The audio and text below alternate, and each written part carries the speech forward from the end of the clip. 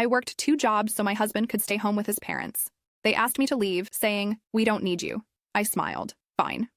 I left, taking all the money from our joint account. They learned that night I was gone. Let me tell you about the day my whole world flipped upside down, and honestly, it was the best thing that ever happened to me. Picture this. I'm busting my tail working at Target during the day and cleaning offices at night, basically living on Red Bull and determination, all so my husband could play house with his parents. Yeah, you heard that right. So here's the deal. My husband Tom had this whole sob story about how his parents were getting older and needed someone around. His mom had some health issues, nothing too serious, but enough to make her dramatic about it. And his dad was one of those guys who acted helpless the moment his wife couldn't do everything for him. Classic, right? Tom convinced me we should move in with them to help out and save money. I was like, sure, babe, family first and all that. What I didn't realize was that I'd basically become their personal ATM while Tom turned into a professional couch warmer. The setup was wild. I'd wake up at 5 in the morning, grab my Dunkin' coffee, and head to Target where I worked the opening shift. After 8 hours of dealing with Karen customers asking for the manager because their expired coupon didn't work, I'd rush home, grab a quick sandwich, and then head to my cleaning gig. Picture me with my little cart full of Windex and paper, towels, scrubbing toilets until midnight while Tom was at home watching Netflix with mommy and daddy. Meanwhile, this dude was living his best life. Sleeping in until noon, making himself fancy breakfast while I'm eating granola bars in my car between jobs. His parents treated him like he was doing them this massive favor just by existing in their house. They'd cook his favorite meals, do his laundry, and basically baby him like he was still 12 years old. The money situation was bonkers too. Everything I earned went straight into our joint account at Chase, and somehow Tom always had access to it for his needs. New video games, DoorDash orders, craft beer, you name it. When I asked about it, he'd be like, "Babe, I'm taking care of my parents full time. That's work too." Taking care of them meant what exactly? Sitting in the living room playing Call of Duty while his mom made him sandwiches? His dad was perfectly capable of mowing the lawn and fixing stuff around the house, but apparently Tom's presence was somehow essential for their well-being. His parents weren't much better.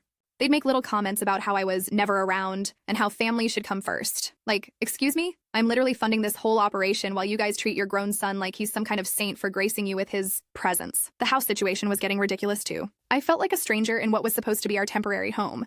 His mom would rearrange the bathroom every time I left my stuff there, making passive-aggressive comments about keeping things tidy. His dad would turn up the TV super loud when I was trying to sleep before my early shifts, claiming he couldn't hear otherwise even though his hearing was fine when he wanted to eavesdrop on my phone calls. Update, thanks for all the support, guys.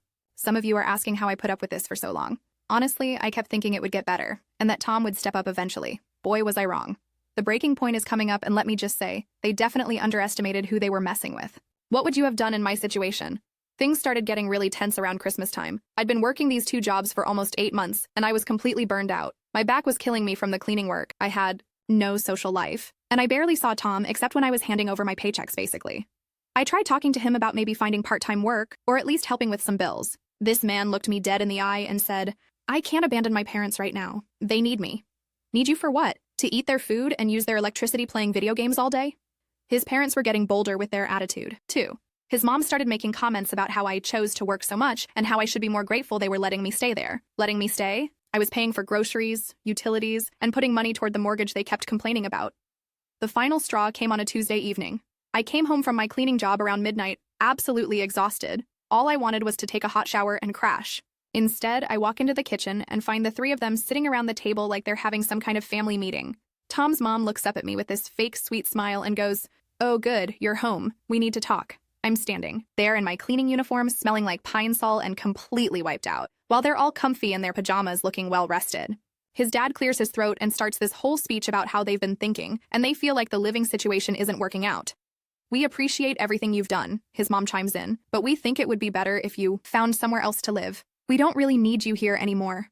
The audacity of these people. They don't need me. The person who's been bankrolling their little family reunion for months? Tom is just sitting there nodding along like a bobblehead, not saying a word in my defense. I'm so tired and angry that for a second I can't even speak. Then something just clicked. All those months of being treated like hired help in what was supposed to be our home, watching Tom turn into a professional mooch while I worked myself to death, it all crystallized in that moment. So I smiled. Not a fake smile, but a genuine one, because suddenly everything became crystal clear. You know what? You're absolutely right. You don't need me. The relief on their faces was honestly hilarious. They thought they'd successfully manipulated me into leaving quietly. Tom even had the nerve to look grateful, like I was doing him a favor by removing myself from the situation. "I'll pack tonight and be gone in the morning," I continued, still smiling. "Don't worry about me at all." Update. You guys are asking if I had a plan. Oh, honey, I definitely had a plan forming. These people thought they could just toss me aside after using me as their personal bank account. What they didn't know was that I'd been keeping track of everything, and I mean everything. The real surprise is coming up next. Have you ever seen entitled people realize they messed with the wrong person? I went upstairs and started packing, but not before I did a little research on my phone. See, what Tom and his loving parents didn't know was that our joint account at Chase had some interesting features. Since my name was on it and I'd been the primary contributor, I had full access to everything. I also happened to remember that I'd been paying for pretty much everything else too. The car insurance on Tom's Honda Civic? That was automatically debiting from my checking account. His phone plan? Same deal. The streaming services they all enjoyed so much? All coming from cards linked to accounts I controlled. While I'm folding my clothes and listening to them celebrate downstairs, yes, I could actually hear them laughing and talking about how much better things would be. I made a few phone calls and sent some emails. First call was to my cousin Jake, who had been telling me for months that I could crash at his place anytime. Hey Jake, remember that offer? I'm taking you up on it tonight. No questions asked. He said he'd leave the key under the mat. Second call was to my manager at Target. Hey Sarah, I know this is short notice, but I need to request a transfer to the store near downtown. She was cool about it since I'd been a solid employee. Then I got online and started handling business. Canceled Tom's car insurance effective immediately. Canceled his phone line. Changed the passwords on Netflix, Hulu, and Spotify. But the best part?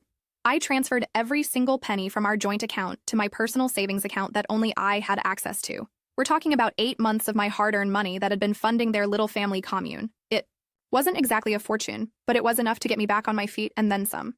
I'd been living like a monk, barely spending anything on myself while they were living it up. By the time I finished packing, it was about 3 in the morning. I loaded my stuff into my Toyota Camry, the car that I'd been making payments on, by the way, and took one last look at that house. I left a note on the kitchen counter next to Tom's precious coffee maker. It was short and sweet. Thanks for making it clear where I stand. Don't contact me. Good luck figuring out how to pay for everything. Then I drove away. No dramatic door slamming, no screaming match, just a quiet exit in the middle of the night while they were all sleeping peacefully, probably dreaming about how much easier their lives would be without me around. The next morning was when things got interesting. I was at Jake's place, drinking actual good coffee and feeling more relaxed than I had in months, when my phone started blowing up. First it was text from Tom. Where are you? Your note doesn't make sense. Then, why is my phone not working? Followed by, what happened to the Netflix? Then the calls started. Tom's voice was panicked. You need to come back. We can work this out. My parents didn't mean what they said. Oh, but they did mean it. They meant every word, and now they were dealing with the consequences. His mom called next, and boy was she angry. Apparently, they'd tried to go grocery shopping and discovered their usual payment method wasn't working anymore. You can't just take all the money. That's our money too. Our money? The money I earned working 2 jobs while Tom played house? I don't think so. His dad called later, trying to be all reasonable. Look, maybe we can discuss this like adults. Come back and we'll figure something out. Figure out what? How to continue using me as their personal piggy bank while treating me like garbage? No thanks. The funniest part was when Tom showed up at Target looking for me. My coworker Jessica told me later that he came in asking where I was, looking all disheveled and stressed out. She doesn't work here anymore, Jessica told him, which technically wasn't true since I'd just transferred, but she was looking out for me. Update. The aftermath has been absolutely wild. They went from, we don't need you, to please come back, real quick when reality hit. Tom's been trying everything to reach me, but I'm done with that chapter. Some of you are asking what happened to them after I left. Well, let's just say their little paradise didn't last long without someone footing the bills. Ready for the final update on how this all turned out? It's been 6 months since I left, and let me tell you, it's been the best 6 months of my life. I moved into a nice apartment near downtown, got promoted to team lead at my new Target location, and actually have time for things like going to the gym and hanging out with friends again. Jake helped me get settled and even introduced me to some of his friends who became my friends too. Turns out when you're not working yourself to death and dealing with toxic people, you actually have energy for a social life. Who would have thought the cleaning company I worked for offered me a management position at better pay with normal hours after they heard about my situation? Apparently word gets around in small industries, and they respected how I handled everything professionally despite the personal drama. As for Tom and his parents, well, let's just say reality hit them hard. I heard through mutual friends that Tom had to get a job at a grocery store within 2 weeks of me leaving. Turns out when you don't have someone else paying for everything, you actually have to work for money. Revolutionary concept, right? His parents apparently had to take out a loan to cover the mortgage payments they suddenly couldn't afford. Funny, how they didn't need me until the bills started piling up and their precious son's minimum wage job wasn't covering the lifestyle they'd gotten used to. Tom tried reaching out through friends for months, saying he realized he'd made a mistake and wanted to work things out. He even had his mom call me crying about how they didn't understand how much I was contributing. Too little, too late. The best part? I found out later that Tom's parents had been telling their friends and neighbors that I'd abandoned them and Tom during a difficult time. When the truth came out about how I'd been supporting all of them while being treated terribly, suddenly those same people weren't so sympathetic to their sob story. I ended up meeting someone amazing through my new Friend group. Marcus is a teacher who actually has his life together and treats me like an equal partner instead of a personal ATM. We split everything fairly, communicate like adults, and he would never let his family disrespect me the way Tom's family did. The craziest thing is that I'm actually saving more money now than when I was working 2 jobs. Turns out, when you're not supporting 3 grown adults who contribute nothing, your money goes a lot further. I've got a nice emergency fund building up, and I'm even planning a vacation to Hawaii next year. Sometimes I think about that night when they told me they didn't need me, and I just laugh. They were absolutely right. They didn't need me. I needed to get away from them. They did me the biggest favor of my life by making it clear exactly how they felt. Tom still sends me occasional messages on social media, usually around holidays or when something goes wrong in his life. I don't respond anymore. That chapter is closed, and the new chapter is so much better. To anyone dealing with something similar, people will show you who they are if you pay attention. When someone treats you like you're disposable, believe them. You deserve better than being someone's backup plan or personal bank account. The moral of the story?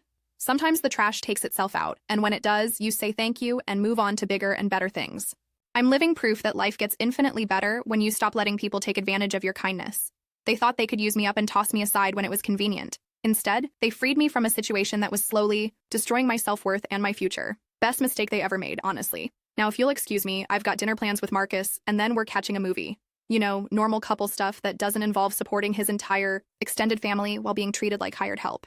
Life is good when you know your worth and refuse to settle for less.